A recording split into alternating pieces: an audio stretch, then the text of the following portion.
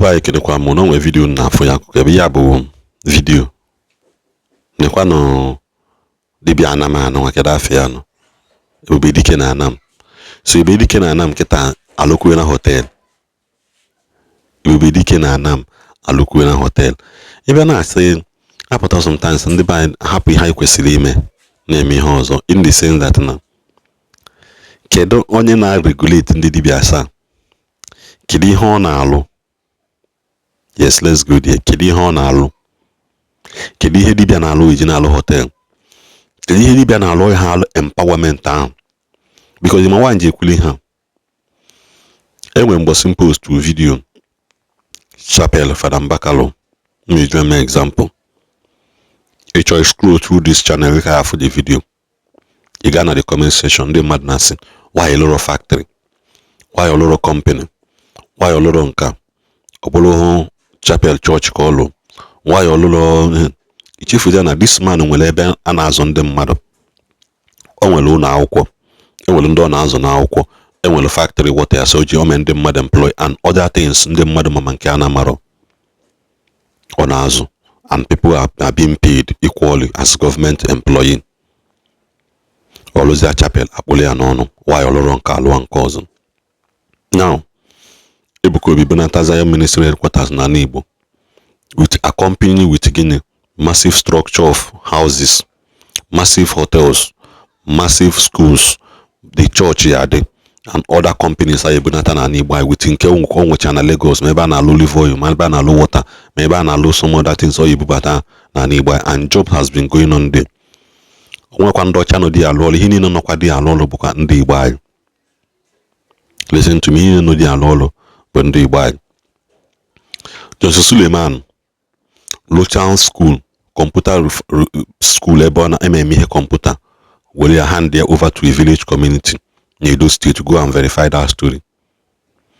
Mana ndị ba anyị pụtara sị gị why church alụrụ hospital, why church emere nka, why church emere nka ọzọ. Ka ngọwala unu, what are the achievements of ndị dibịa nọ n'ala Igbo anyị? Can they come up together lụasị oke ihe a bụ omenala hospital nke ndị dibịa from in a combination of all the whole Eastern native doctors niile na ha niile tụkọrọ ego lụa hospital or lụa school. Akwa ọkụkọ bụ ụzọ lụa hotel na-abụ millions of hundreds of millions guardian mmiri enwelo lụ hotel and as na hotel is valued at billions of naira. Asaba nke Asaba lụrụ hotel and value nke na millions of hundreds of millions. Kete Ebube dike na anam alụkwa na hotel in runnings in millions. Kedu what are they giving to our people as a payback? So onwere ihe ọzọ ndị dibịa na-alụ na ana Igbo anyị n'ọsọ hotel akwamiko ebe a na-akwa iko ebe a na-akpọ nwunye mmadụ eje. See, ihe dị oke ike mmadụ ọka afọ mma but I can go to the truth that you people are shying away from. Onwere ihe imekata n'ụwa ka discredit here church me in our society. I'm on some of them the bad. I'm on some of them wickedness.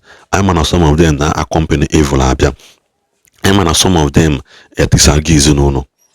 But you can never remove that fact that no Christianity near I'm a Nigerian men and Igbo especially. Because some of the life are transformed. On a dibia low hotels, low hotel nike. Nobody has come out to question them. And the mother motazi after I call her kasi ride on. Na low hotel nike. You and Cecilia hotel, how many of you in that village can lodge in that hotel? Because when I and the church local school na their members are there. You na that hotel in your village. How many times could not be the villagers lodging in that hotel? Kaina agwa na nwa eziokwu mana na alụlụ anọ nwere ebe odu ya aga. Ebube dike anam dibịa onye n'obodo Igbo na nwere hochi nata pụtazi agwọba dibịa agwọgide dibịa agwọcha dibịa ihe ọ na-alụzi na bụ hotel ko bịa mepe na village.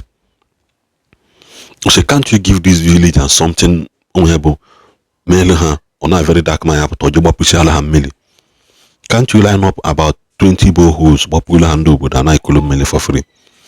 Show mother 5 a man employ onye alụọ tata, or mmadụ 10 onye lụọ morning onye alụọ night, or onye alụọ morning tata, the following day onye ọzọ abịa employ mmadụ 7 along the line. Man, all these things you people will shy away from it, guys. Now on where the hell remember, that's by the way.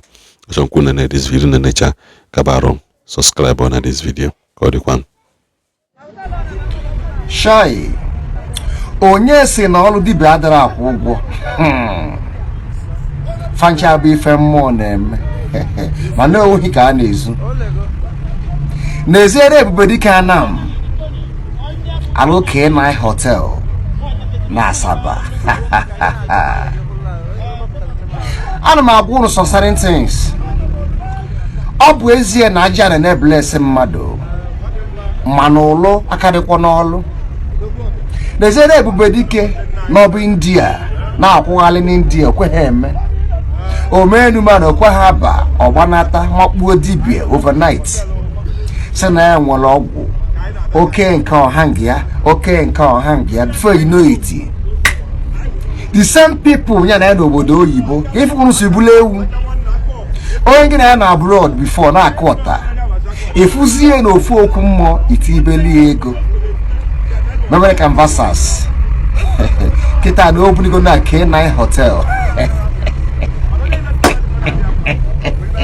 Hey ayeyeye ọrụ dibia anyị ji aka anyị na-awụ onwe anyị na ana kedu ife ahụ lụrụ hotel all because ọjọọ ibute ehi as Thanksgiving febule je ebe anwa gbuo di anụ lebe gị elebe ịbịa hotel ị lọji ebe anwa kwụ ụgwọ hotel olebe gị anụ ibutere as Thanksgiving ịzụ anụ ahụ azụọ mkpụrụ na abụọ the same person na-akpa anakwaghị gị gwara gị ọgwụ iluzu ụzọ ịtọ iluzu ego hotel iluzu ego ọgwụ luzu ehi iburu ebe abịa tụfia kwa ụnọ na Ebube Dike Anam bụzi ọgaranya.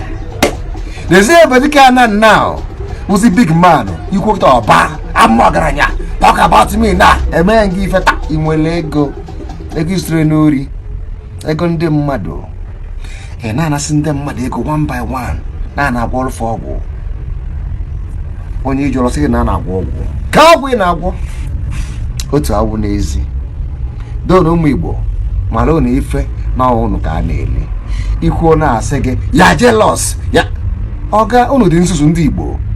Nsogbu anyị na-enwe bụ na unu amaghị mgbe akọretere unu na mgbe mmadụ na-eripụ unu ọzọ unu fụzie na onye dị jealous unu ama mmazi ọrụ unu fụ eziokwu kwụ ọtọ n'ikuku unu akpọ ọnya gịnị jealous maka gịnị na-eliri unu eli ndị Igbo na-esi ụmụ kekere ụmụazị na-atụ unu format unu na-ebele ifufa ị na-eji agwọ ọgwụ mmụọ be nna gị nyebeghị ewu nyebeghị atụrụ nyebeghị ebune ị na-eji agwọ ọgwụ na nke Ebube Dike na ndị otu ya jisi ike na-eme one day ị ga-afụ ife imere onwe gị erubeghị mkpọmkpọ turu nsampalo ịzụbeghị blọk ma cement mana ị na-akwụ dibịa ego ji were alụ ụlọ enu overnight obuni ụlọ enu sị na ya bụ ọgaranya ị ka na-akụkwala ya aka ride on jisie n'ike.